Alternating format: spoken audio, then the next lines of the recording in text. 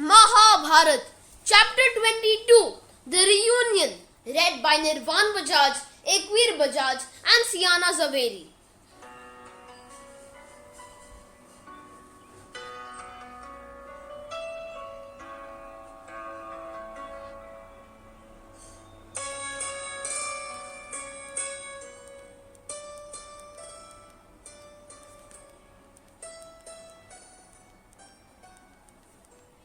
Mahabharata, Chapter 22, The Reunion. Before Vaishampayan could continue, King Janamjaya asked him, "O Holy One, after Arjun's departure to Indralok, how did his brothers and Draupadi spend their days?" Vaishampayan replied, "Without Arjun, O monarch, they were filled with sorrow.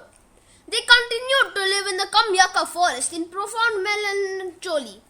Draupadi, remembering Arjun, one day addressed Yudhishthira thus: In Arjun's absence, the earth seems to be fallen. Even this forest, with its blossoming trees, does not seem as delightful as before. In his absence, I cannot feel any happiness, O king." Hearing Draupadi lament thus, Bhima said, "O beautiful one, you have spoken truly indeed. Without Arjun, the sky seems to be without the sun and space itself appears to be empty. There is no peace for me without him in this forest."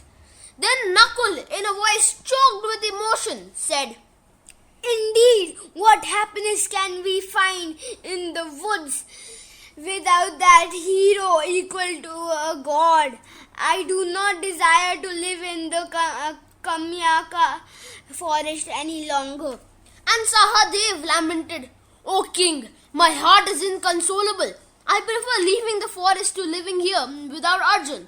There is no happiness without him." Hearing these words, Yudhishthira became sadder than before. Just then the celestial Rishi Narad appeared before him. Beholding him, King Yudhishthira and his brothers stood up and duly worshipped the illustrious sage. Rishi Narad, accepting the worship, comforted the sons of Pandu. Addressing Yudhishthira, he said, "Tell me what is worrying you, and how can I help?" Yudhishthira said, "If my brothers and I are worthy of receiving your grace, tell me what merit may be earned by going on a pilgrimage round the earth." Then Narad said, "O king, the wise Bhishma once put the same query to the great Rishi Pulastya, who had appeared before him, and Pulastya described to him the merit to be obtained by visiting the various Teerthas, which are the places of pilgrimage. So, O monarch, Narad related to the Pandavas the names of various Teerthas that were to be visited, and just before taking leave of the 4 Pandavas, he said, "The great Rishi Lomash will visit you soon in the Kamyaka forest. Follow my advice and visit the places of pilgrimage along with him, and great fame will be yours." Sage Lomash arrived as had been told by Narad. Yudhishthira received him with proper ceremony and inquired about the purpose of his visit. He said, "During the course of my wanderings, I went to Indralok, and there, to my great surprise, I saw Arjun seated with Lord Indra. And the Lord of the Celestials then said to me, 'Call on the sons of Pandu.' So at the behest of Indra and at Arjun's request, I have come here. O Yudhishthira, Arjun has acquired celestial weapons. He has also mastered the arts of dancing, music, singing and recitation. I have brought a message to you from him. Tell Yudhishthira that I will join them soon, when having accomplished the great task of acquiring the celestial weapons. But meanwhile, they could devote themselves to austerities at the various Teerthas. Please also protect the sons of Kunti from Rakshasas and watch over them during the journey through hazardous regions. In respect to Indra and at the request of Arjun, I will accompany you on your pilgrimage. Though I have visited the Teerthas twice, I will accompany you on the journey undertaken by Manu and other royal rishis. Indeed, by worshipping all the Teerthas, all fear will be banished. You are virtuous, true to your word, and firm in the practice of dharma. By the pilgrimage to the Teerthas, you will be freed from all taints of worldly attachment. An overwhelmed and delighted Yudhishthira replied, "O great Brahman, I cannot find the words to give you an answer. I am fortunate that I am remembered by Indra, and it is indeed a blessing that you will accompany us on our journey. I have decided to start on our pilgrimage at the hour appointed by you." But then Lomasha said, "O mighty king, travel with a small retinue, for then your pilgrimage will be more comfortable." So Yudhishthira addressed the Brahmins and the mendicants who had accompanied him. "Let those who are incapable of bearing hunger and thirst, the fatigues of traveling and toil, and the harshness of winter, not embark on this pilgrimage." Then Lomasha said, "It is only right, O king, that you take us with you. Without you, we shall not be able to visit the Teerthas at any time." Addressed thus, Yudhishthira, with tears of joy in his eyes, said to the ascetics, "So be it." Just then there arrived in the Kamyaka forest the great sages Vyasa, Parvata, and Narad. After receiving due worship from Yudhishthira, the sages said, "O Pandavas, purify your hearts and then set out for the Teerthas." So, on a morning following a full moon night, the Pandavas, accompanied by Lomas, Dhumya, and other ascetics, set out towards the east. They were dressed in barks and hides and fully armed. On the journey, Yudhishthira became troubled in mind, and so he addressed Lomas. "Why do I suffer, O great Rishi? I do not think that I am without merit. My enemies are devoid of good qualities and are not addicted to dharma. Yet why do they prosper in this world?" Then Lomas explained, "O king, a man may seem to prosper by his sins, obtain good from it, and even vanquish his foes. Destruction will, however, always overtake him to the roots. I have seen many demons prosper in sin, but I have also seen them destroyed. The gods practiced virtue, while the asuras forsook it. The sinful asuras were possessed with pride, with begot vanity, and vanity begot wrathfulness. Shamelessness became a part of their nature. They covered themselves with infamy and were soon exterminated. The gods, who were virtuous in their practices, cleansed themselves by all sins by means of penances, sacrifices, and by visiting Teerthas. So, O king, you too, along with your brothers, should bathe in the Teerthas. Thereby you will regain prosperity once more."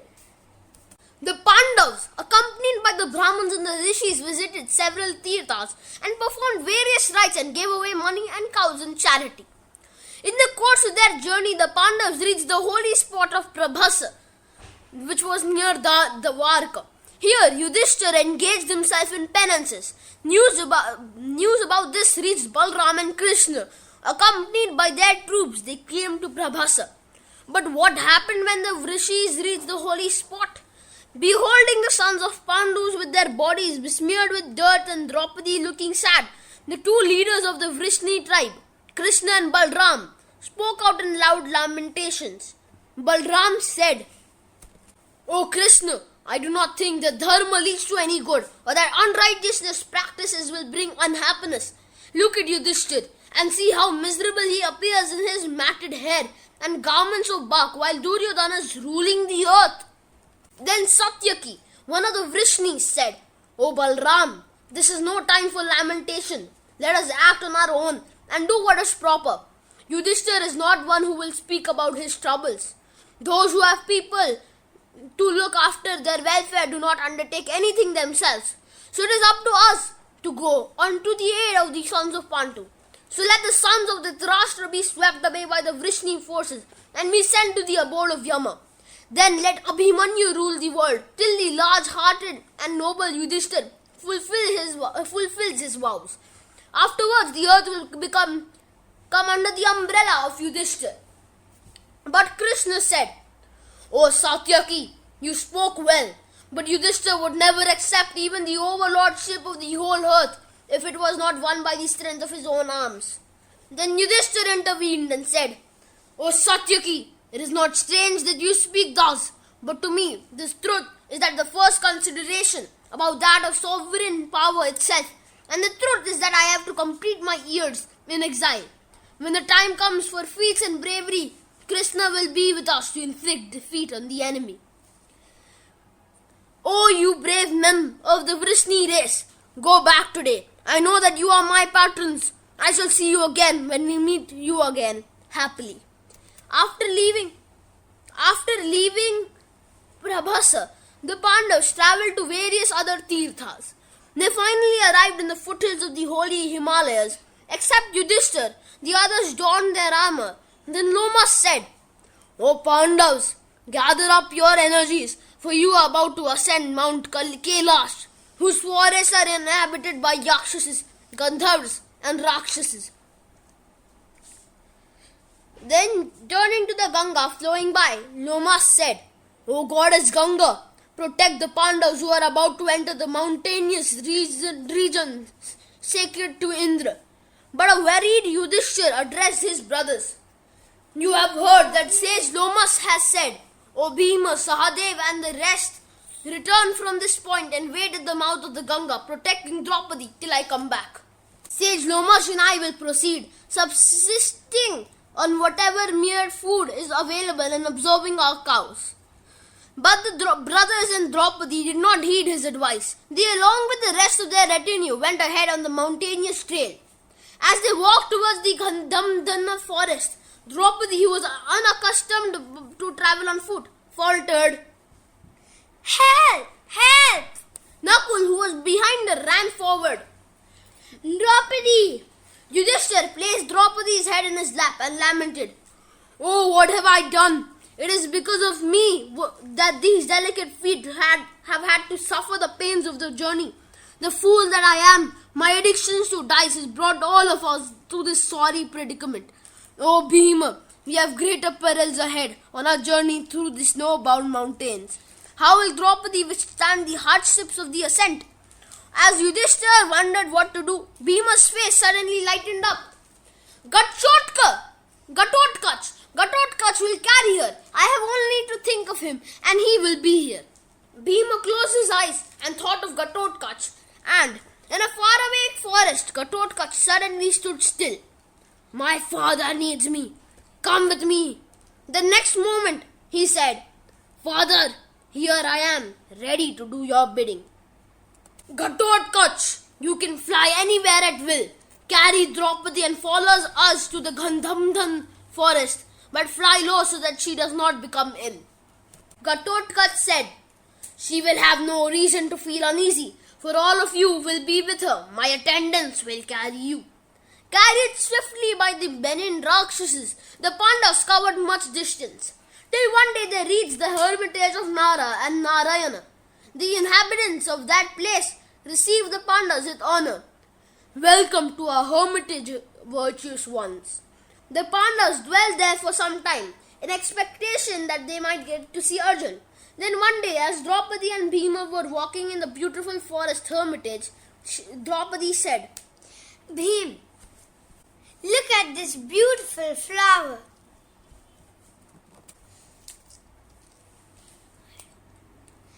I will make a present of this to Yudhishthira. But dear Bhim, I must have a few of these flowers to take back with us to the forest. So Bhima, taking his bow and arrows and mace, set out to gratify her wish. He entered the Gandhamdhan forest, full of beautiful trees, animals, birds and streams. He said to himself, I hope my brothers don't get anxious for me. As he hurried through the forest, the animals fled in fear and the birds flew to safety. But he suddenly brought to a halt when he saw a monkey with a long tail lying on the ground blocking his way. He went a little closer and let out a roar. Grrr! The monkey simply turned and looked lazily at Bhima. I am ill. I was asleep and you woke me up. Being a man, you are wiser than I. You ought to be more considerate. Who are you? Bhima replied, I am Bhima, the son of Pandu, born to Kunti through the grace of Vayu. Now let me pass, or I will give you a thrashing. The monkey said, O mighty Bhima, I am old and weak.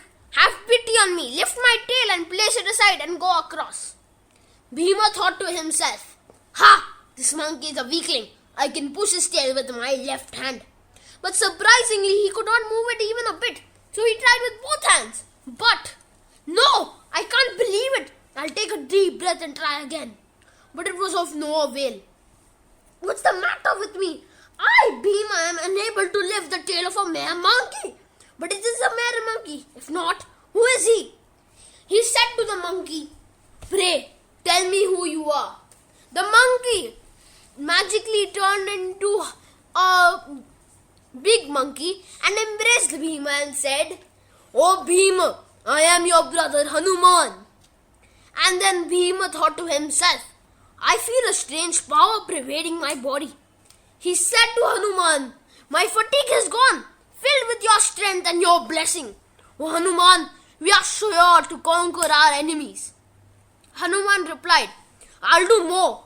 When you charge at the enemy, I shall sit on Arjun's flagstaff and my roar shall strike terror in the hearts of your enemy." Hanuman then pointed to a path. "The path will take you to the favorite gardens of Kubera in the Saugandhika forest. There you will find the flowers you are looking for." After a tearful parting, Bhima hurried along. "I must get the flowers and hurry back to the hermitage. Yudhishthira will be anxious about me." And finally, he reached the lake in the Saugandhika forest where the flower grew. But as Bhima bent down to drink from the lake, he heard a voice. "Wait! This garden is Kubera's favorite playground. Mortals are not permitted to come here. Who are you? Why have you come here?" When Bhima explained who he was and why he was there, the guards replied, "You cannot drink the water of this lake or carry away the flowers without Kubera's permission." After a hot exchange of words, a fight ensued in which Bhima killed over 100 Rakshasas. Several fled and reached the abode of Kubera. "Lord, Yudhishthira's brother had descended to the lake to drink water from it without your permission," they said to him. "We tried to stop him, but he fought with us."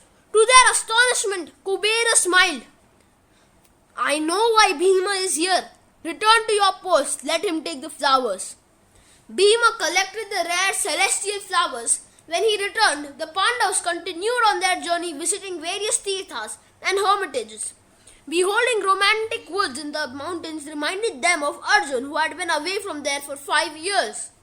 One day the Pandavas suddenly saw a bright object illuminating the sky, and soon Indra's vehicle drawn by 100 horses appeared in front of them. Seated in the chariot driven by Matali was Arjuna, the son of Kunti, decked in garlands and ornaments. He alighted and bowed to his elders, and there was much rejoicing among the brothers. After Matali had left, Arjuna presented to Draupadi the precious gems and ornaments that Indra had given him. Indra then descended from heaven and blessed Yudhishthira, saying, "One day you will rule the earth." After Indra departed, the Pandavas questioned Arjuna about his stay in Indralok. "O Arjuna, have you acquired the celestial weapons? How are you able to please Indra?" Arjuna narrated to them how he got the weapons and how he had befriended Chitrasen in Indralok. After Arjuna finished narrating, he said, "So Yudhishthira, have I spent the last 5 years and have now arrived at the Gandharva forest to behold you and my other brothers?" Yudhishthira replied, "O Arjuna, it is fortunate indeed that you have acquired the weapons and also feel the appreciation of Indra. Today I feel that we have conquered all the cities and subdued the sons of Dhritarashtra. But Arjuna, I am curious to behold the celestial weapons." But just as Arjuna began to exhibit the celestial weapons before his brothers, the earth trembled, the rivers became turbulent, the very mountains crumbled, the air was hushed, and the sun seemed blotted out. But then there arrived at the forest Brahmashiris, Devashiris, Siddhas, Maharishis, Rakshasas and Gandharvas, and even Indra came there with the Lokapals, and Shiva too came with his followers. And then Narada appeared before the Pandavas as a celestial messenger, and he said, "O Arjuna, do not discharge the celestial weapons without reason, for to do so is evil. Even when used, it should be for a good cause and in times of great stress and need. If these weapons are not used in the right manner, it could cause the destruction of the three worlds. So do not demonstrate the power of the weapons when there is a war. You will have the opportunity to do so. After Arjuna was dissuaded from a demonstration of the celestial weapons, the Celestials and others returned to their abodes, and the Pandavas began to dwell contentedly in the Gandhamdhan forest, along with Draupadi. And so thus ends the 22nd session of our rendering of Vaishnapayan's recital of Vyasa's immortal Ityasa, the Mahabharata. Stay tuned for the Mahabharata chapter 23, and it is called Duryodhana Humbled. Please subscribe to this channel, like, share and comment on this video. Thank you and Namaste.